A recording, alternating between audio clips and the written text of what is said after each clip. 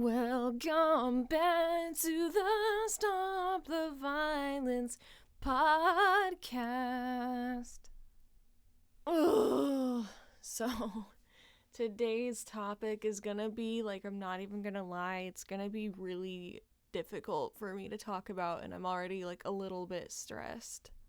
But I think it's important because people need to understand how much cruelty is inherent within horse riding, horse breeding, the horse industry, and just breeding any animal in general.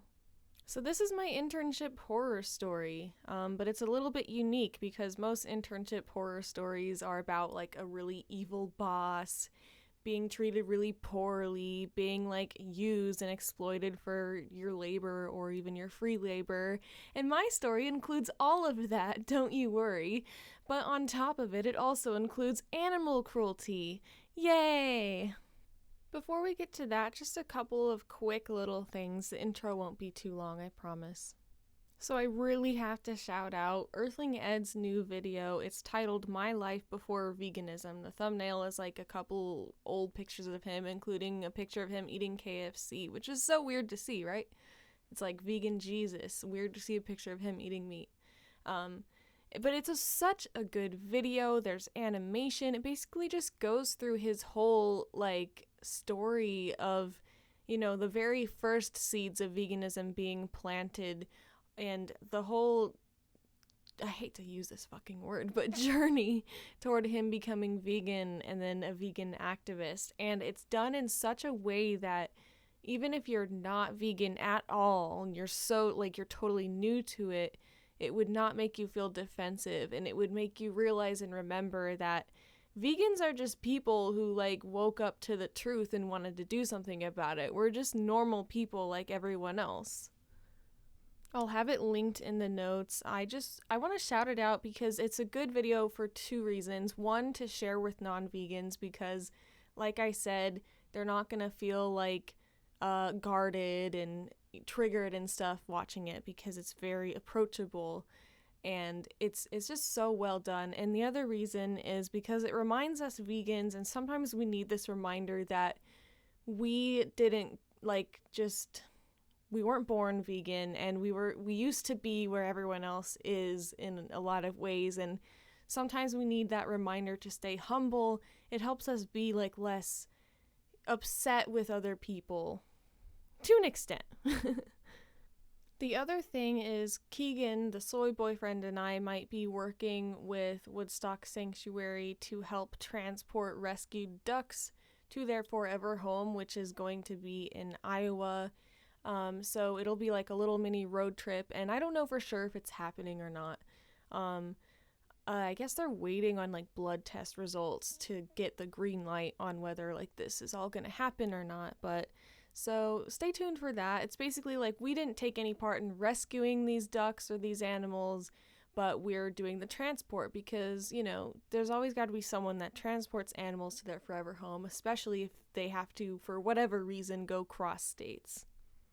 And I just want to mention that because I know going into a farm and actually rescuing an animal and stuff, it's technically against the law. I mean, I would say good people break bad laws, and I totally support rescues, obviously.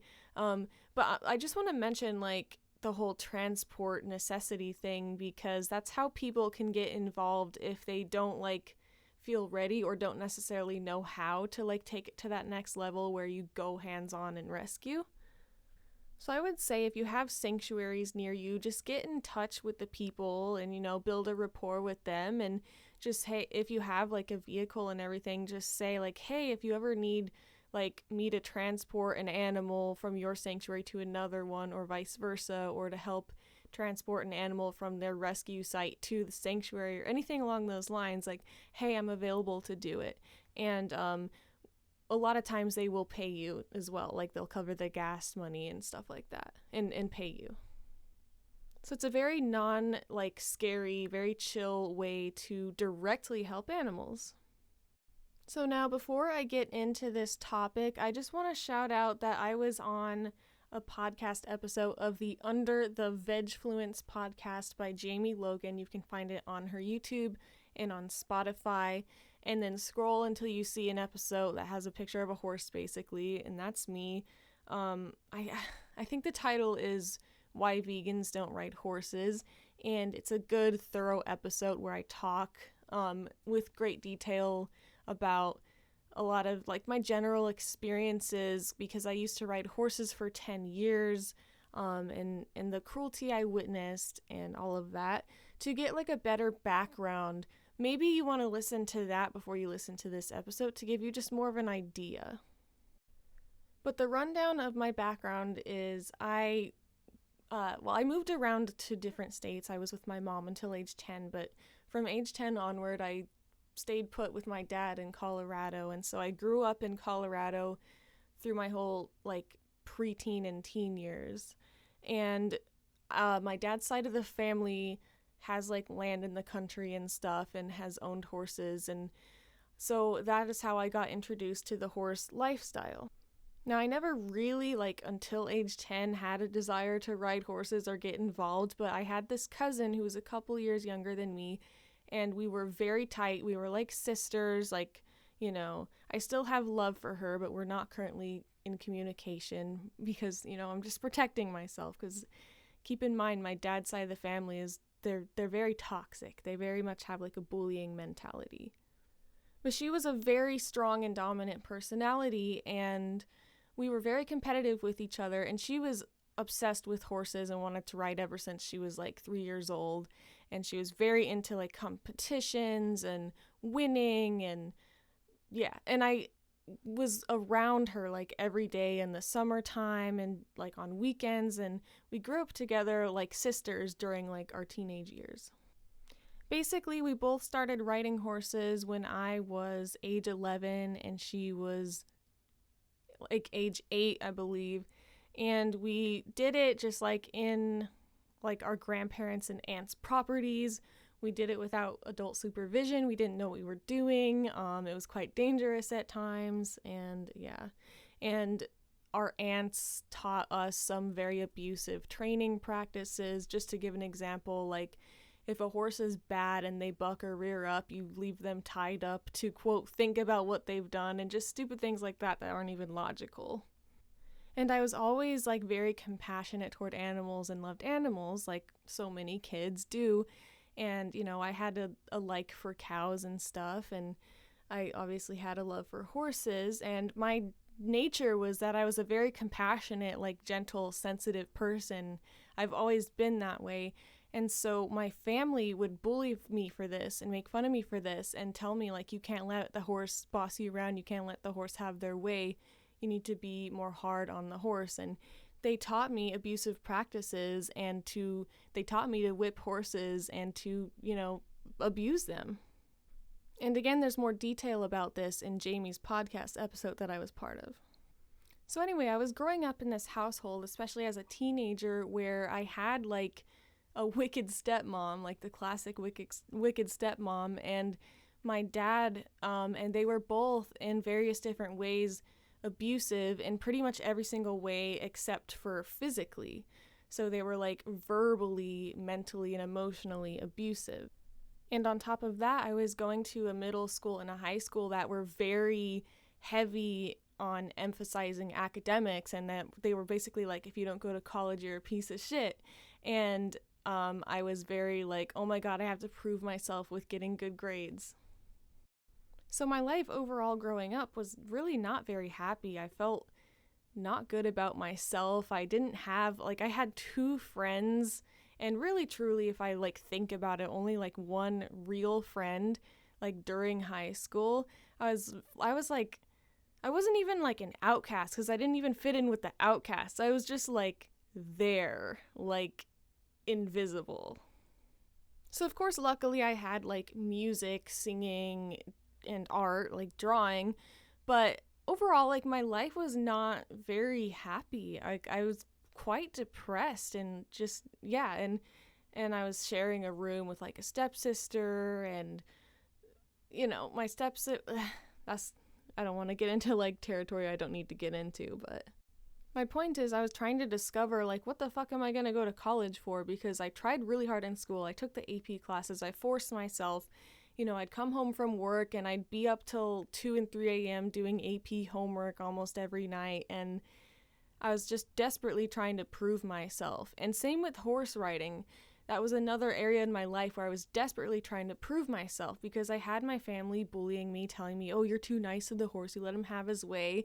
And so over time, like, my compassion for animals was beat out of me, and I was overtaken with this desperation for just love and acceptance. And I saw my cousin who was successful riding horses and getting praise from the family, and I wanted to like have that myself.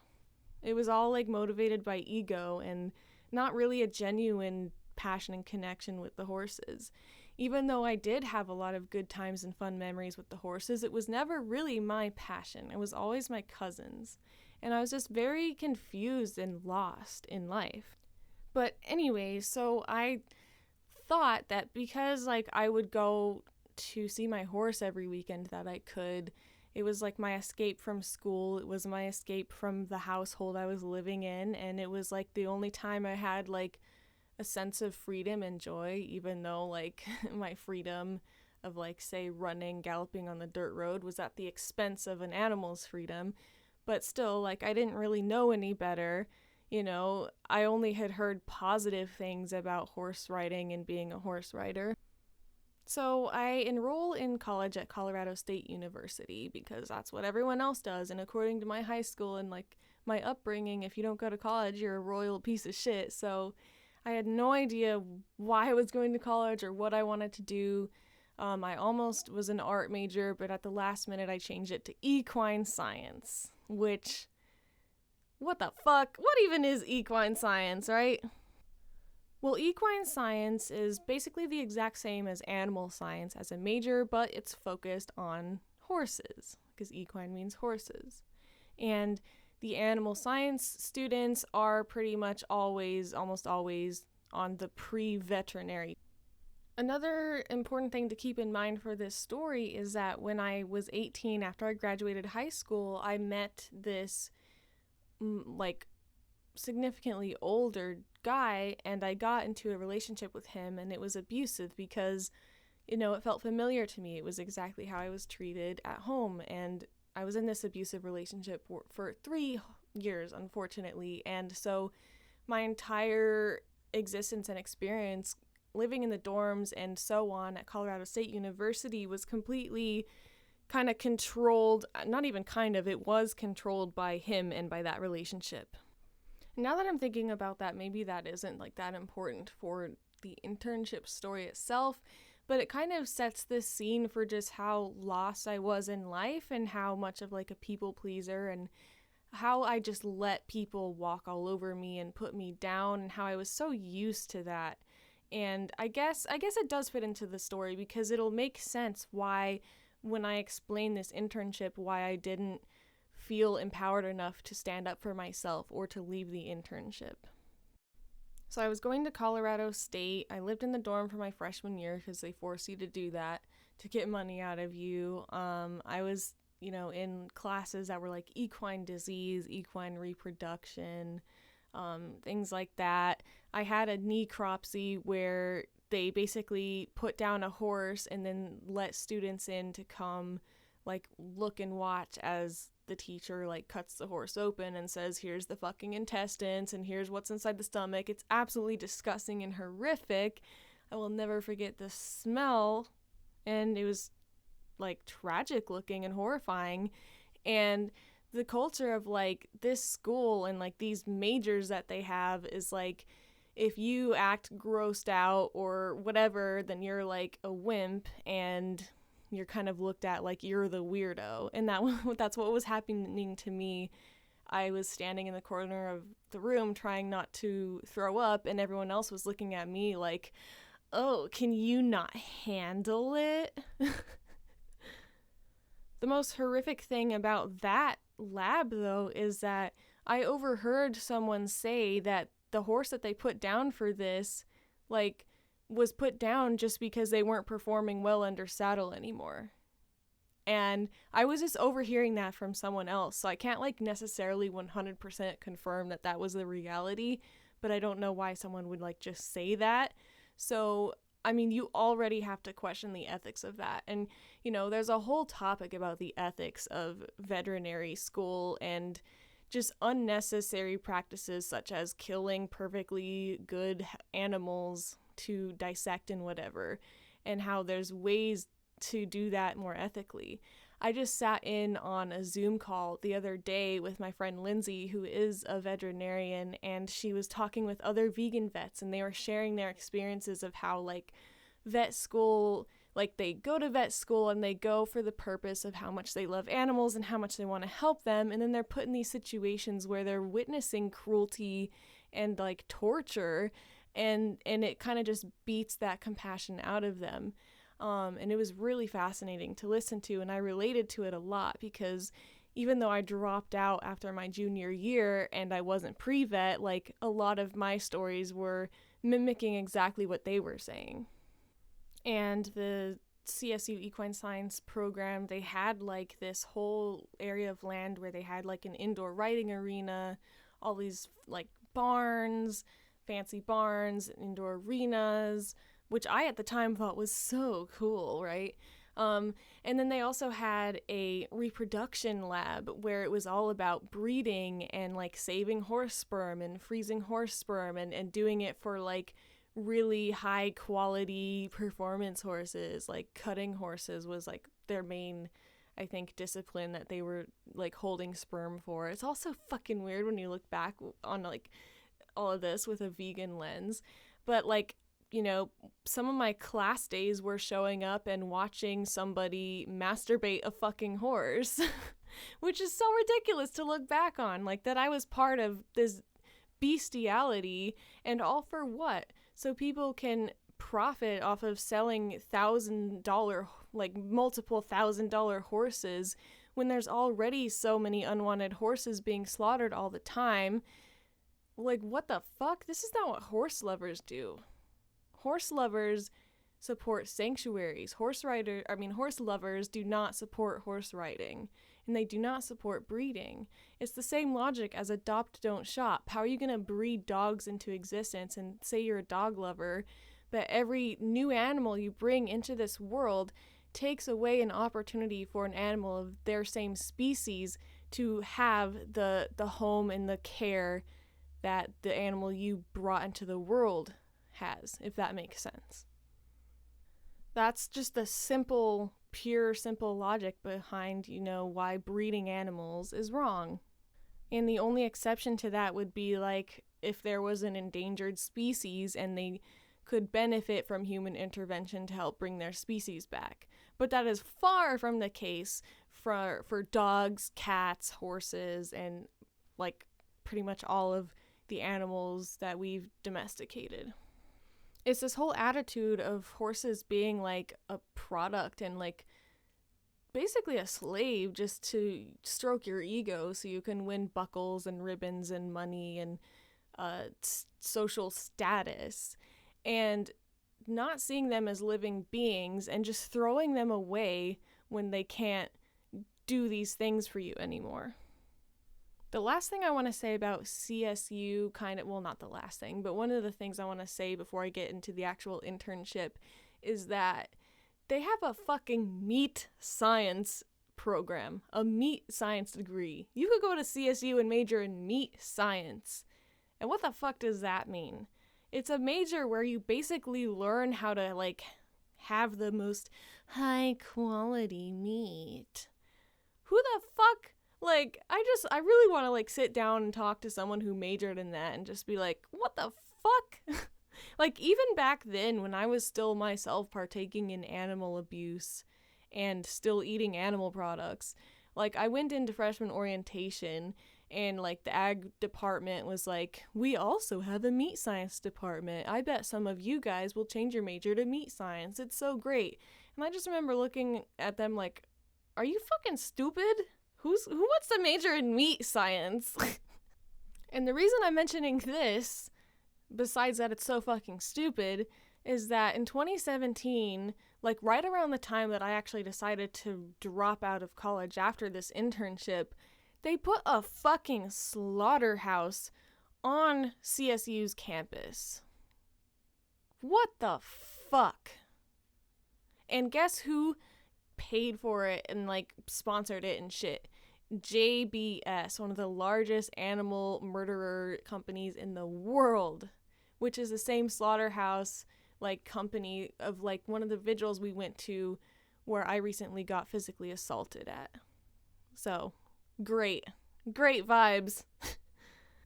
I am so like vehemently disgusted with Colorado State University, and you'll hear more of why soon, but like I hope that already this is enough of a picture being painted. Another thing is they're affiliated with Temple Grandin, who is like really famous for toting this false idea of humane slaughter. And she's basically this person who's really famous, and she does speeches and she travels all over the world, and she only teaches a couple courses at CSU. At least she was when I was there. I don't know if she still does, but she has autism, and she uses that to say, I have autism, therefore I couldn't understand how animals think, which that in itself is really offensive to like people with autism, in my opinion. I don't know, I'd have to ask someone with autism how they feel about that. But she makes that claim, and then she says, because I have autism, I know how an animal would feel and how they would want to be slaughtered. So I designed this system of slaughter where they go into a dark tunnel and they can't see and hear I don't know about here, but they can't see anything, and then they get the bolt gun and blah, blah, blah. And it's really horrible and sinister because she's acting like, I'm so positive, like, I understand animals. I have this special way of knowing how they think, and I'm making their lives better by renovating the way that we kill them and making it humane and kind, and they don't even know it's happening because I don't know how animals think, which is a ridiculous claim to even make. And I guarantee you she doesn't want to go through the fucking slaughter process that she designed. I'm pretty fucking sure she doesn't want to go through it, so that tells you all you need to know. By the way, the definition of humane is to show compassion and benevolence. That's all I'm gonna say about that. So, I will now take you to the fall of 2016. I find out that I need to have, I shouldn't say find out, but I knew that I needed an internship for my equine science degree. And I meet with my advisor, and I meet with him several times, for one thing. His name is Tim Jedra. And I meet with him and I talk about like, I'm not so sure if like equine science is really for me. I'm not sure if I can really like legitimately see myself having a career in this. Like, I can't really envision what job I would have. And I came with him to these doubts, and he just flat out didn't help me at all. Like, not at all. And he was pretty rude about it, actually. And I also came to him for like advice on what internship to take, and he handpicked this internship for me of Blue Mound quarter horses in Nevis, Minnesota. And yeah. So, and then I go on this internship, and I'm so excited because I'm told, based on their website and through talking to Annie Camphouse, who's my boss of the internship, I am told that I will get to ride and train horses, like, for the whole internship. And I'm shown all these beautiful pictures of horses in green fields and rainbows and nice things. And I'm told, like, that I'll have dinner cooked for me every night, and that I'll, have a nice, good life there, basically. And it's unfortunately, that's not the case when I arrive. So this was an unpaid internship, and when I arrived there, first of all, I walk into the house. It's a tiny house, and the house is fucking disgusting. It's like hoarders. It's nasty. It reeks of dog piss. The kitchen has shit all over everywhere. There's like this room that's just full. There's multiple rooms actually that are full of junk. I mean, these people had like a small pet turtle in a tank, and the turtle died, and they didn't get rid of the turtle for a fucking month. And like, I was actually, this happens later on in the internship, but I didn't say anything to them. I didn't bring it up because I just wanted to see how long they would like let a dead turtle sit in their house for. And I believe it was like a month, maybe even more. I don't really know for sure. So they don't even have like acceptable living conditions in the home. And the other thing is, they failed to fulfill the promise of cooking me dinner every night for my labor. Like, they did a little bit at first, and then it went to like a couple days a week, and like just barely from then on. And then I was usually left to fend for myself. Now they bought the groceries and stuff, and of course I wasn't eating vegan yet. But here's a funny thing, just as a side note. When she picked me up from the airport and drove me there, we talked a little bit about horses and stuff, and what trainer do you like? And I said, oh, I've been watching Clinton Anderson, and she's like, oh yeah, he's the best, whatever, which looking back, he's just a pure animal abuser. And she looks at me in the rearview mirror and she's like, you eat meat, right? Because we're like really big around meat. We had this one intern who like ate vegan, and she was so difficult. And like, just me being the people pleaser I was, because at this point in 2016 I had seen like a couple videos that were like about how a plant-based diet is healthier, not really about animal rights but just the health. And I was like very open to vegan diets and what, without really knowing what vegan even meant and what they even ate. And I saw it as a positive thing. But since I was such a people pleaser, I was like, oh no, yeah, of course, I love meat. Give me meat at every meal. And, you know, of course, that answer made her really happy and relieved. But in my head, I'm like, I don't even really like meat. I like vegetarian meals in general. But I was such a fucking, like, people pleaser. What can I say? I was so, yeah. I get to this internship and I can't even unpack my suitcase before I'm being led outside. It's negative 30 degrees because this is in Minnesota in January, and I'm being told how to do the chores. Yeah. So I was lied to. I was not going to be like riding and training horses. In fact, through my whole internship, they only let me ride horses a total of 4 times in a total of a whole semester, which is 4.5 months. So my day-to-day life, and it was 0 days off, sun up to sundown, hard labor. Of course, it was less in the beginning because it was so cold outside and there was snow everywhere all the time. So in the beginning, it was more of like feeding. But, you know, as the snow melted and everything, well, feeding and stall cleaning. But my whole life was just feeding, stall cleaning, hard labor, like manually fixing things on the farm, helping get hay bales to where they're supposed to be, like doing veterinary care on animals, such as giving them shots. And then later on in the spring, helping all the mares, and there was about 25, give or take, mares that gave birth to foals. A mare is just a female adult horse, and foals are a baby horse. And you know, that would happen at like 2 a.m. and stuff. So I had to wake up early every day, 0 days off, not paid, hard farm labor. So I was like completely exploited.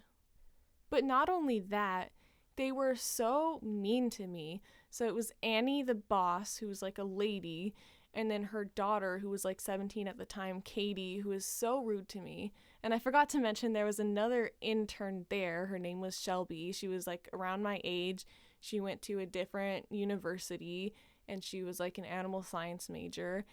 And they treated us both like shit, but especially me. Like, I was talked to like I was stupid. Comments were made about like how it was hard for me to follow directions, which, if you don't know, I have ADHD, so it is in fact hard for me to follow directions, but I can't like do anything about that. I'm still like an intelligent, capable person. I just have like this thing, you know? And they would yell at me and make me feel stupid, basically just the way I was used to being treated at home and the way I was used to being treated in my relationship. It was just like, you know, I kept repeating these experiences because I didn't like realize that I didn't deserve that and that I could like change my life, you know? Annie also had this in and out boyfriend named Jeff who had horses himself on like a different property who he was neglecting. And so we also had to pick up the task, the intern and I, of taking care of his horses. And he had a pregnant horse that was about to give birth, like a race horse. And when that horse gave birth, it was dystocia, which means difficult birth. And, the baby was not coming out right, and we had to break out the metal chains and forcefully pull the baby out to save the mother's life. And the baby was dead, but we did actually save the mom, and that was the first birth that I witnessed on the farm. So we're already off to a great start with that, aren't we?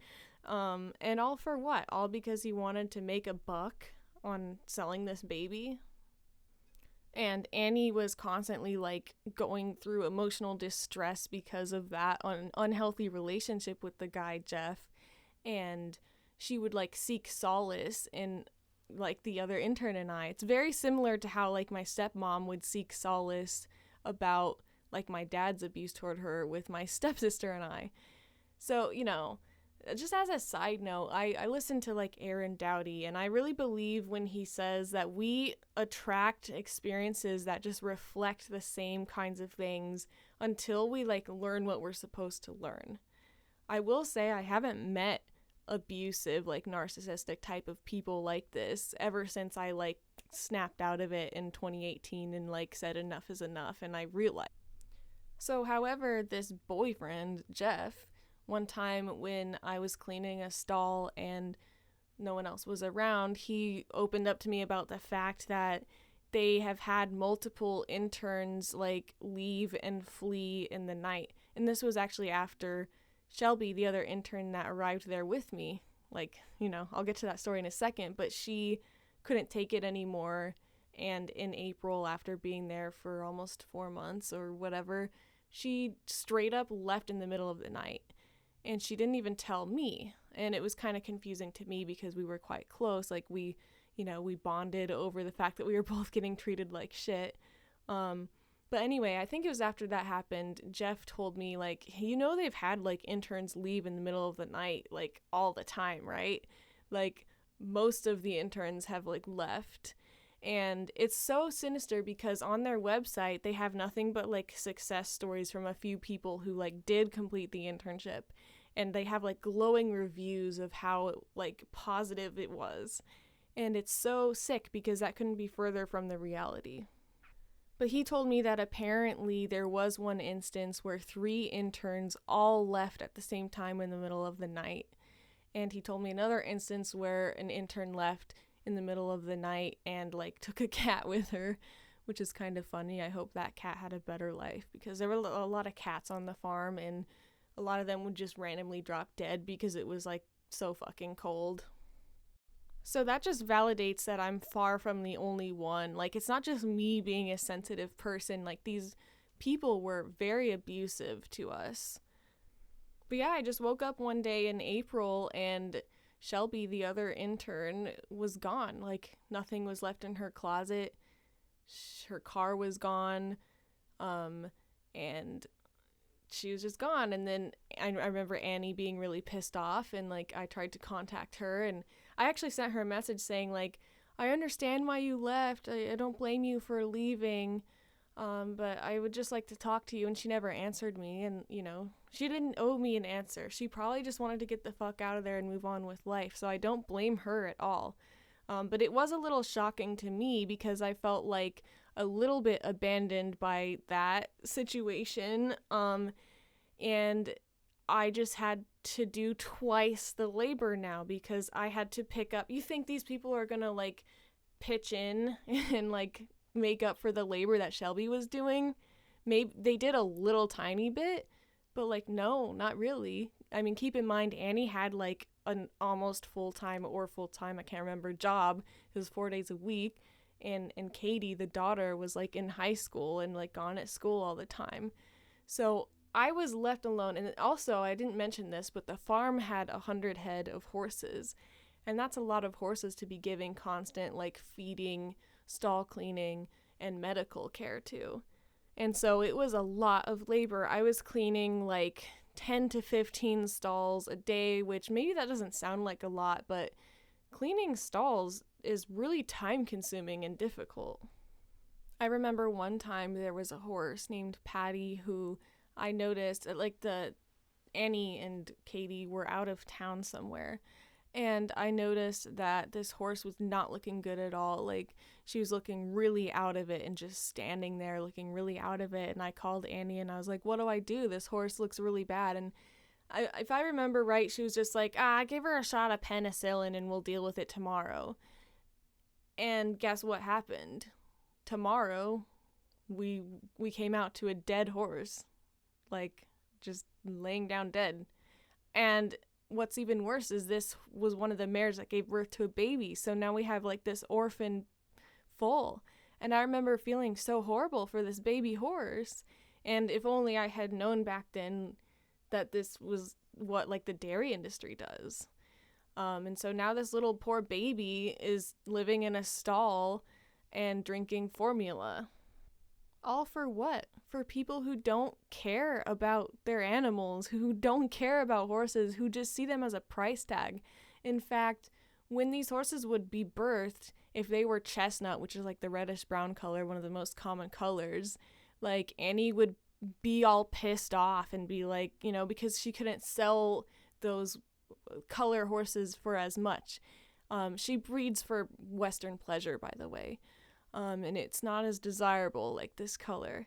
And, when something would go wrong with the birth or the baby would die or something, she'd be like, I just lost $15,000. And she'd just see them as the money that she would earn.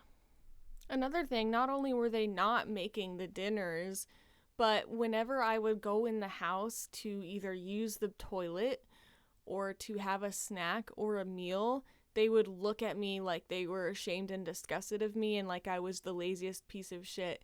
Like they shamed me for taking breaks to eat food. And it was so bad, and I was so ashamed to the point where like my meals through a whole day of hard labor, mind you, was completely dependent on me stuffing a bunch of Cliff Bars in my coat pocket. Cliff Bars that I had to have my mom buy and mail to me, by the way, because it's not like these people were prone to buying us special groceries or anything out of the norm.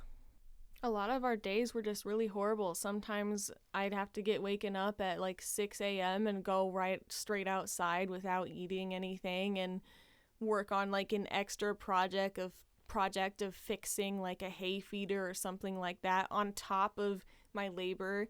And like a typical day would be you start the feeding processes at 8 a.m. And it was strict. We had to be out the door at 8 a.m. And if it was 8:05, like we'd start getting in trouble. And so the feeding of the whole farm took about an hour, a little more, give or take.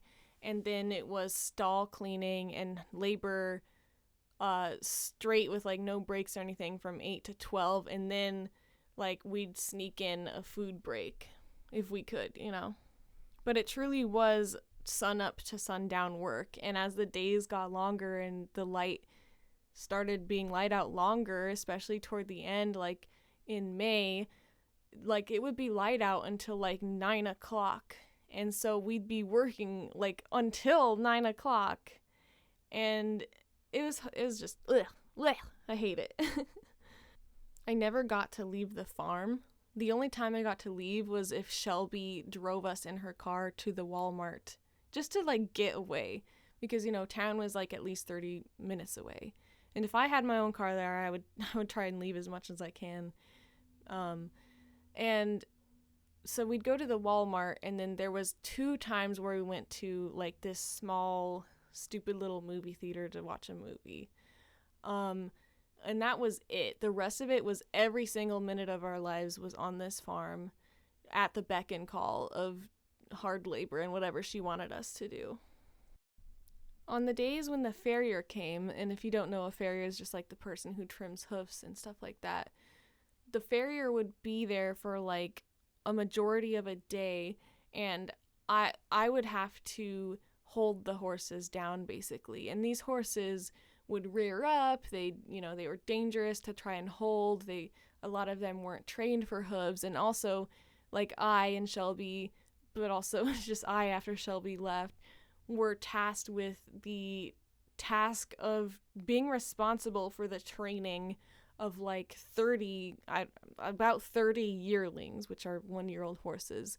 And like I was responsible for training them on how to nicely pick up their feet for the farrier. And the training methods they used for that were also disgusting, because they would tie a rope around their fetlock joint, which is like their little ankle on their front like leg before where their hoof starts, and they would tie that around their wither and around their girth area. So basically, if you're not familiar with like horse terms, it's like a horse's behind their front legs from the top of their back to the area where like a saddle hooks up. It's like their stomach, but not in the middle. It's more toward the front. Anyway, they had a rope tied around there, and then they would tie that to their legs. So essentially, they were bound, kind of like, I hate to say this, but kind of like in BDSM, like bound with rope. And they would panic and flip the fuck out, and that was like their idea of how to train them to pick up hooves.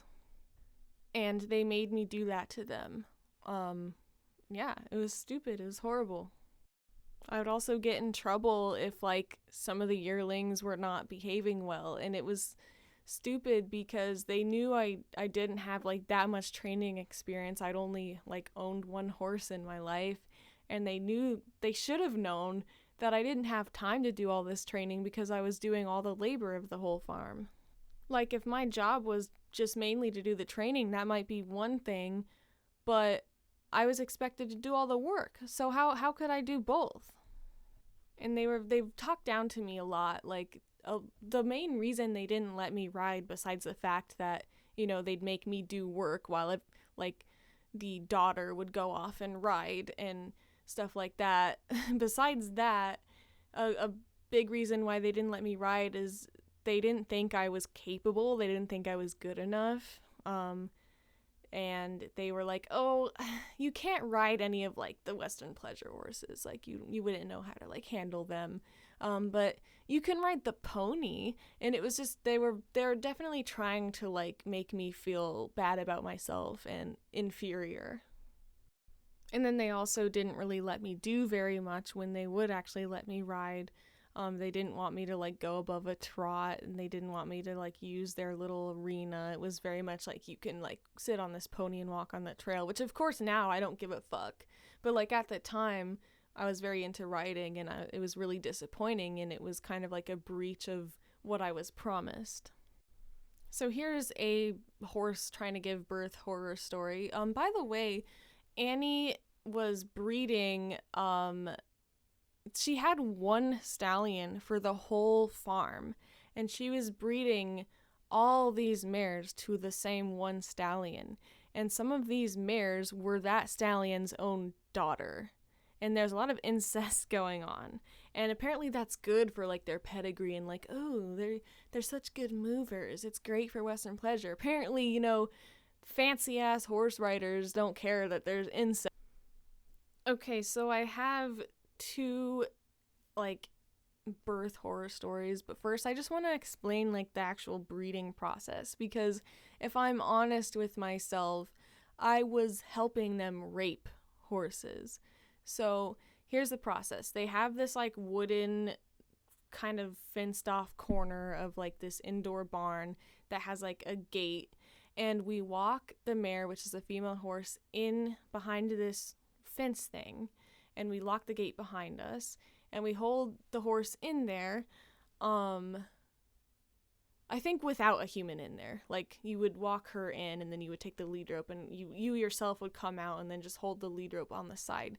And then Annie would come with the stallion, who has, like, you know, the erection and everything ready to go, and he would come and, I don't know if they call this, like, teasing, but it was, like, basically he would go up to the mare, and then the mare would, like, display signs based on, like, whether she liked him and whether she was into it, or, like, what part of her, like, estrus cycle she was in, and you would look for certain signs of being open toward being bred, which for an example would be like them lifting their tail and kind of squirting out of their vagina, basically. And so that would be like considered a sign that they're ready and willing to be bred.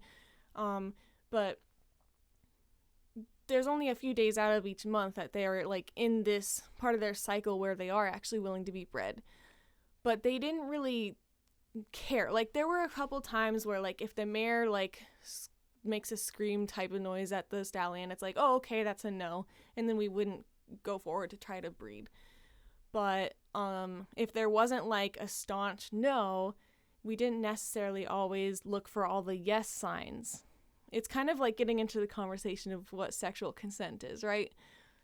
So basically, as long as it wasn't a staunch no with the mare like kicking at the stallion and whatever, then we would go ahead and try to breed, which means we were breeding horses a lot of the time that weren't actually displaying that full yes.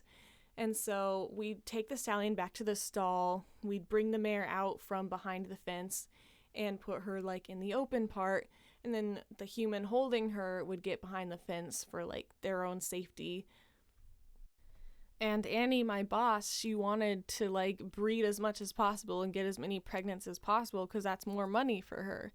And so we would be told to like hold the mare's halter and lead rope, and we were told to knock on her forehead to distract her, like knock really hard repeatedly on her forehead to distract her from the fact that she was being raped, essentially, because the stallion, well, not even essentially, it was rape. The stallion would be led in and he'd mount her and he'd do his thing. And if you don't know, like horses and animals similar to horses, they just do a few pumps and then they're done and then they get off. But it's still a considerable length of time for if they weren't ready and if they weren't like wanting it. Because what I learned through doing all these breedings, and we would do like 3, 4, 6 a day, which is actually insane. What I learned is that these horses do have preferences, and they do have like, they don't just say, they like, the horses don't just want to like a male and female automatically want to fuck each other. It's like they have their preferences, and they have like, they say no like a lot of the times. Like the stallion preferred horses of a certain color, we thought. And some of the mares liked him. Like, I would say out of like, I would say like, this is just me estimating, but maybe like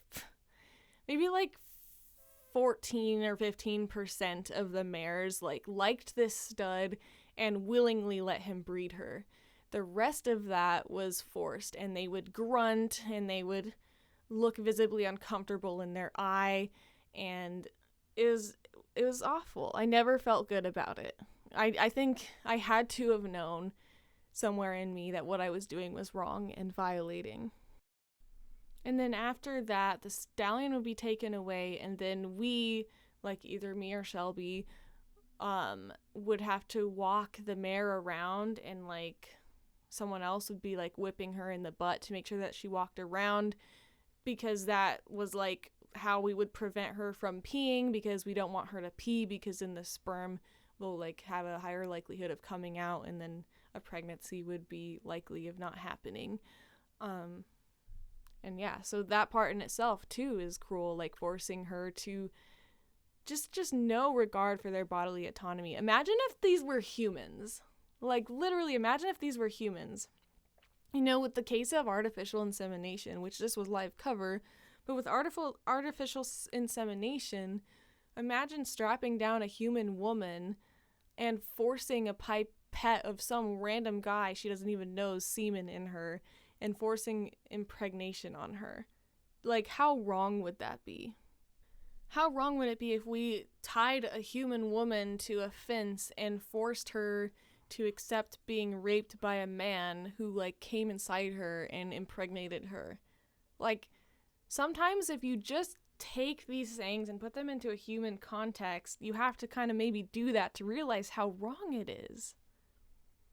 So one of the, like, birth horror stories is I went out in the field, I was feeding, and not a field, but like the barnyard area where some of the horses were, because they were all kept in random ass pens and places, and the pregnant mares were kept in this closer area. But anyway, I walked out to one of the pregnant mares that was due soon, like laying down, and I checked on her, and I saw a baby foal's face coming out of the vagina, which I knew right away is not good news, because they're specifically supposed to come out with their 2 front hooves first. Anything besides their 2 front hooves coming out first is like, oh fuck, this is an emergency. And it was. And, of course my boss was screaming at me like to run and to like get the horse as fast as I can, and that was like obnoxious in itself. And so yeah, it was this horrible situation where, you have this mare that's trying to push out a baby, but she can't, because the way that they're in there is like maybe I don't have to explain it, but it's like their face is out and their legs are not, and because of that they can't get out any further. Just anatomically it's not possible. So what we had to do is we had to like keep walking her around in circles and whipping her ass and stuff and forcing her to walk around so that she wouldn't try and lay down and push, because that would just make things worse. And at this point the mare's life is in danger and we're trying to save her. We already kind of know that the baby is doomed. I mean, imagine going through a 9-month pregnancy, because they go through about the same amount of time that humans do. And then all just so that you could go through like a difficult birth and lose your baby, And so what eventually had to happen is the vet had to come and take like a saw and saw off the baby's head as it was like coming, the head's out the vagina. It's really horrific looking, because the tongue's hanging out. We're pretty sure the baby's dead, but we can't tell for sure, because like they're still attached in their umbilical cord and they don't really take a breath until they're like fully out and stuff. So we don't actually know for sure if the foal is dead at this point or not, but we're pretty sure that they've been dead for a while now, just because, they're probably dead. I fucking hope so. But anyway, and of course my boss and the daughter are like, oh, Alicia, you might need to go in the house. We don't know if you can handle this. And, they just always talk down to me so much. But, I stayed outside and I watched the veterinarian saw off the baby's head, which looked like just like I was watching a horror movie. There's like blood everywhere. It was disgusting. And then he had to put his whole arms in this poor horse's like vagina and manually pull the rest of the foal's body out of her vagina and dump it into a wheelbarrow and take it out of the barn and dump it somewhere. By the way, there was a graveyard area on this farm, and I had visited it once just out of curiosity. Shelby, the other intern, and I went and visited it, and there were so many like half-dead, decaying bodies and like a bunch of skeletons that were at various ages, and it was really like, it was awful. Like, I understand on, vegan animal sanctuaries that animals die sometimes, especially if they arrive in not good shape from, their abusers. And like, I understand that death happens on a farm, but the point here is that all of this death is unnecessary, because the breeding is unnecessary. The births are unnecessary. Like, it's all just for money. So all this suffering, these horrible births, and this death is just for the boss to make money. And we were luckily able to save that mare's life. But that brings me to another birth horror story, and I actually didn't witness any of this, but I woke up to like the news in the morning, basically, to where this mare named Bobby, I think, was giving birth, and she prolapsed, which basically means that while she was pushing to, like, give birth, her intestines started coming out of her anus. And there's not a whole lot, apparently, I don't know because I haven't researched into it, but my boss explained to me that there's nothing you can do about that, and that you would need like an emergency vet surgery far away, and that it would be like multiple thousands of dollars. So she just like took a pistol and shot the horse in the head instead of like, which I guess I understand at that point if you can't do anything, but at the same time, like I keep saying, it's all just unnecessary. Like, so many lives are lost for an unnecessary reason. And so yeah, she was shot in the head, and then, tractor shipped her off to the gravesite. I want to point out that like these people were pretty emotionless when these things happened, unless like they happened to like a horse that they particularly bonded with, because when you have that many horses, you're not going to like necessarily connect and bond with every single one of them, especially when you look at them as like objects to benefit your ego or to profit off of. But like they only cared when like one of these extreme things would happen if they happened to have like bonded with that particular horse. So I don't know, I just want to mention that mindset.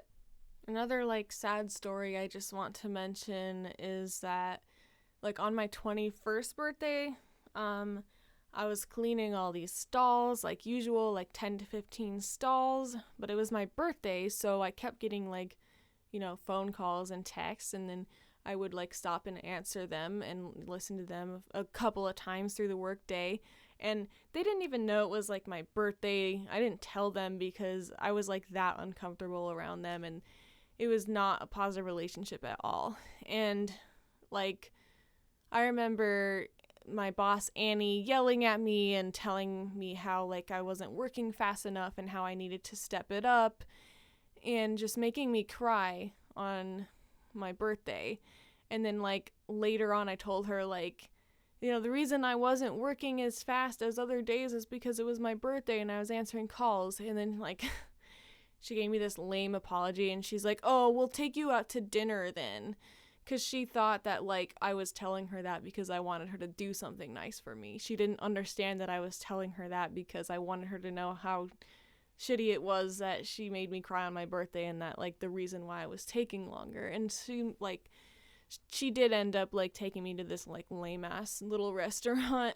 It's like, but that doesn't make up for like the fact that you abuse me every day, like mentally and emotionally, like she was just so mean, and her daughter was also so mean. And I remember like with Shelby, like there was this drama over Shelby like moving the daughter's horse that she kept confined in a stall all the time for no other reason than her ego and wanting to keep the horse clean.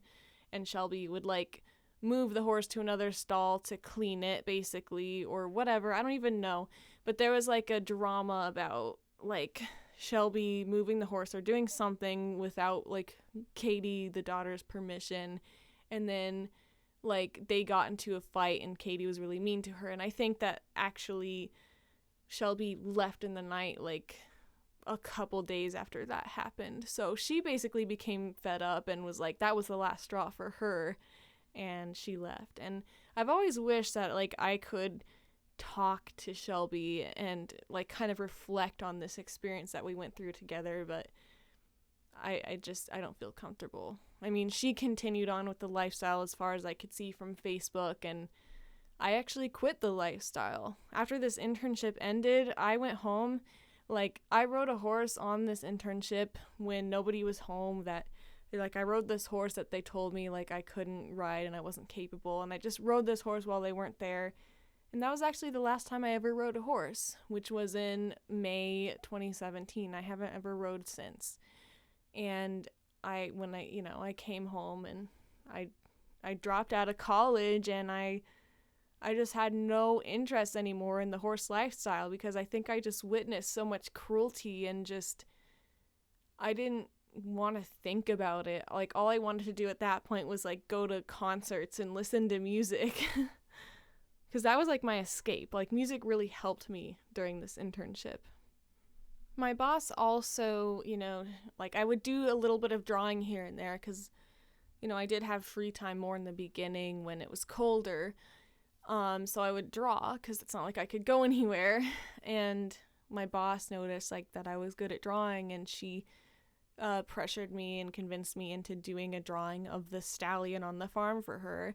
And so I did that. I did like a full 8 by 11 or 8 by 12 or whatever size, like photorealistic, not photorealistic, but like, realism pencil drawing of the stallion. And she said, like, before I set out to even start the drawing, that she would pay me for it. And I gave it to her, and she never even paid me for it.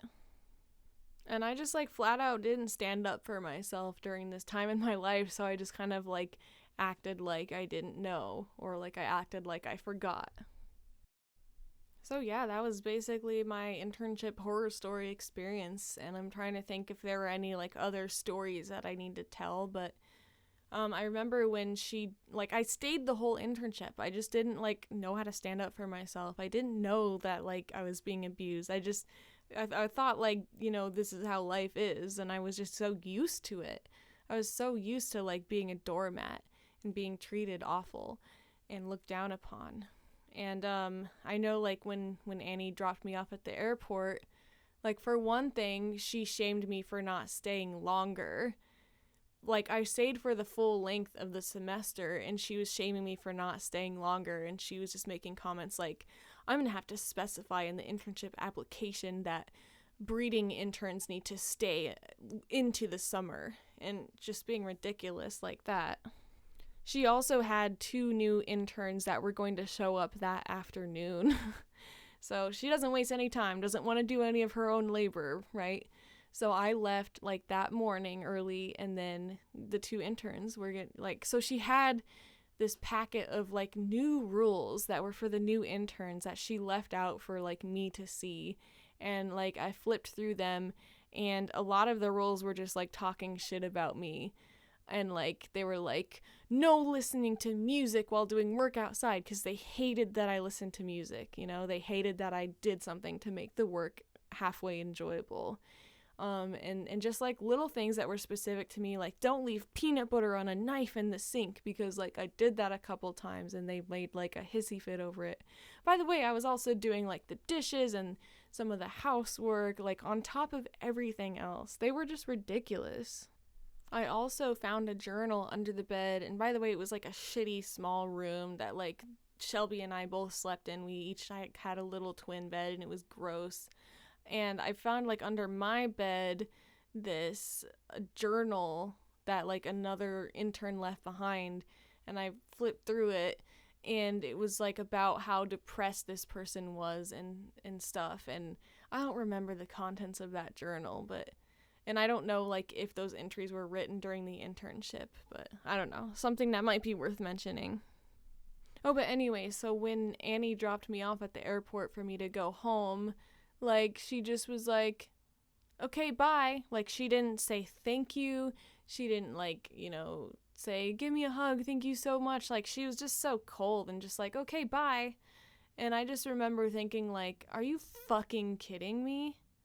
I just dedicated 4.5 months of my life as, like, a 21-year-old who should be enjoying the college experience, who should be enjoying my youth, to your motherfucking ass, and all you were was mean and abusive to me, and I don't even get a thank you?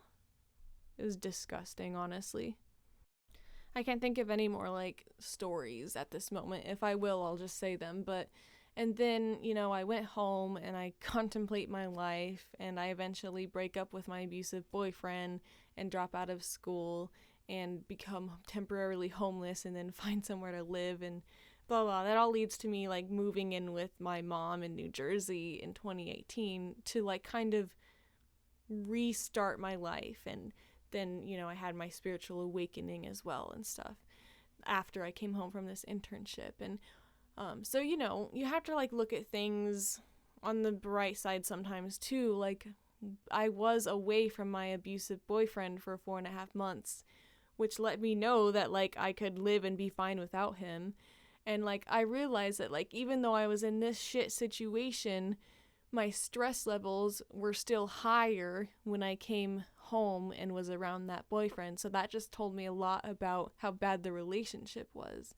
So I found like the courage and strength to leave that, as well as with help from my best friend Megan. And yeah, as soon as I like dropped out of school and did that breakup, I started like a spiritual awakening. I started meditating. I started realizing my own self-worth, and yeah.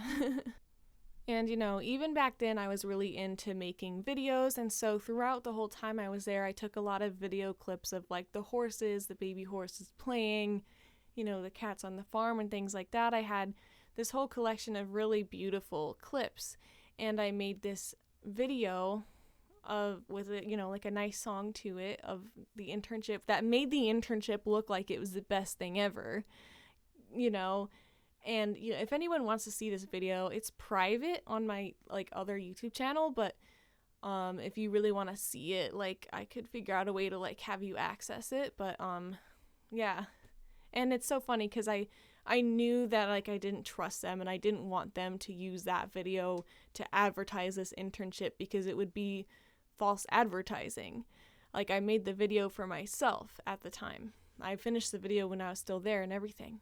And these motherfuckers had the audacity, without speaking to me or anything since I left their hellhole, to share this video on their stupid Facebook page without asking me for permission.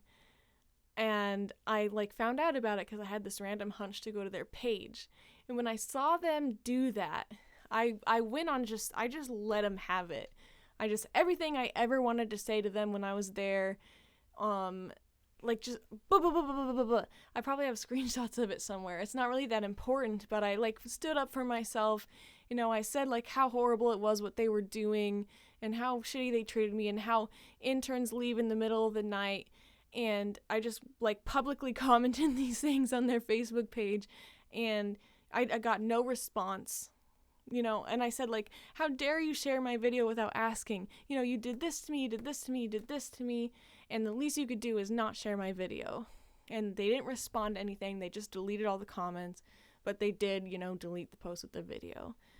And then I made my video private. So, yeah.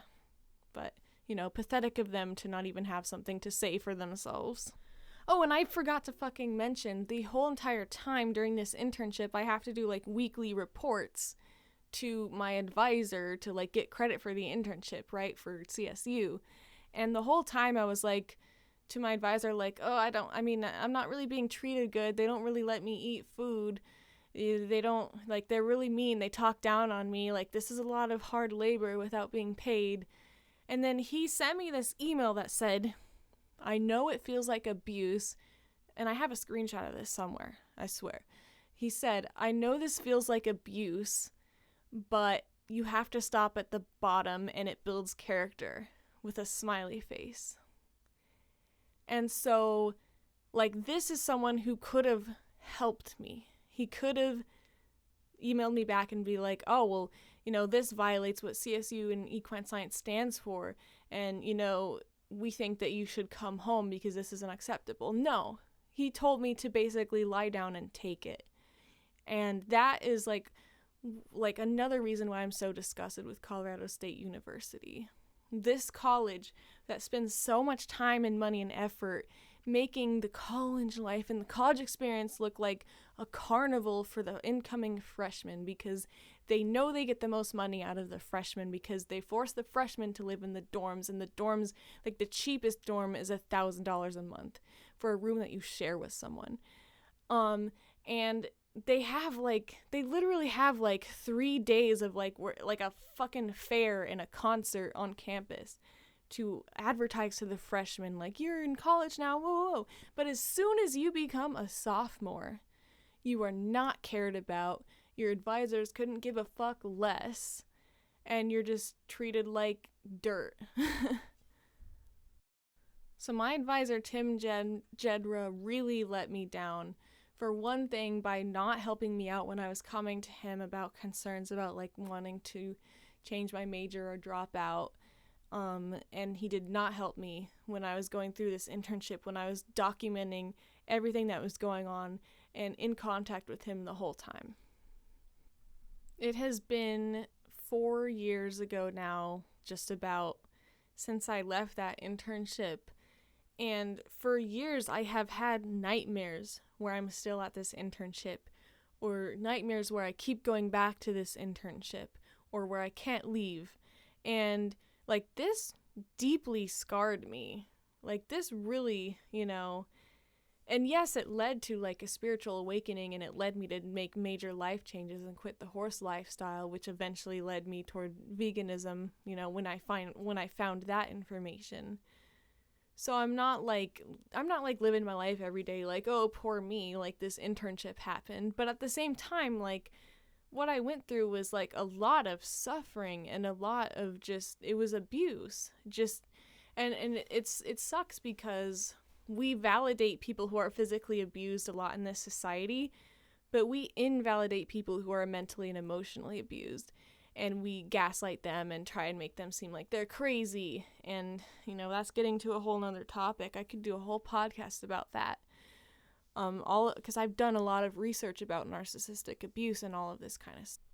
But it also just goes to show that animal abuse is super intertwined with human abuse. I mean, you've heard me talk about how slaughter workers are abused a lot of times. Not all of them, but a lot of them are, I have a whole episode about that. There's, if the industry is founded on animal abuse, you better believe that there's also human abuse involved. Of course, the humans aren't being abused nearly like as physically or badly, but, it's because it's oppression. All oppression at the end of the day is oppression. So, this was not like fun for me to talk about, but I just feel like it's important to really shine light on why horse breeding farms are not innocent, and like they could be anything but innocent. And these are the professionals. These were professional breeders. Go on their website, bmqhorses.com. I'll link it. If you go on there, it'll be like, we have this fancy stallion, and look at our world champions that we've produced, and blah, blah, fucking blah. These are like the professional of the professionals. And this is how this is. Okay? And if you think that this is an isolated incident, you would be wrong. Like, this is the reality of, like, large animal breeding, or just any animal breeding. I mean, it's a little different than, like, cat and dog breeders. I don't think that, like, that is necessarily, like, they don't, I don't know, though. I don't know. The horse industry is just as cruel as, any other industry, like meat, dairy, fish, eggs. It's bad. It's bad. It's animal cruelty, period. That's why I had to make this response video that I made on my channel to Raleigh Link 14. She claims she's a vegan, she claims she's an equine activist, but she says, quote, like, leave the breeding to the professionals. Well, here's the fucking professionals. Should we really be leaving breeding to them? No, of course not. A true equine activist would be saying, don't breed horses, don't ride horses, support sanctuaries, vegan sanctuaries. I wish I got out of the horse industry sooner, but, it is what it is. And, I live with the things that I have done to horses, and I live with my involvement in cruelty to horses, and you kind of have to forgive yourself and just move forward. I never fucking fit in with the horse people. Like, it should have been so obvious. I had repeated experiences of just people, like, treating me like shit and making me feel like I was too nice to horses, and, like, just repeated stories like this throughout my horse life. I mean, these people are into, like, hunting, they're into, like, country music, they're into, a lot of them are more conservative and Republican, and just not very compassionate people. Some of the least vegan people on this earth are horse riders. I really want to drive that point home too. The only time I've ever fit in with any group is when I, like, became vegan and, like, met other activists. But yeah, I think that concludes. I can't think of anything else to talk about on this topic.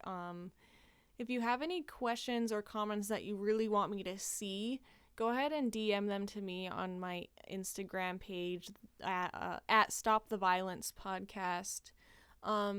Because I decided not to like answer comments anymore, and I'll probably like read them occasionally, some of them, but I'm not like, I'm protecting my mental health and stuff, so I'm not going to be like wasting time answering and commenting back and forth with people, because there's a lot of anti-vegans who are not very nice out there. If you're not vegan yet, watch Dominion. Watch Dominion.com. Dominion Movement is a documentary. I always have it linked. I always have the TEDx talk, Every Argument Against Veganism, linked. And yeah, I hope you have a beautiful day. Peace.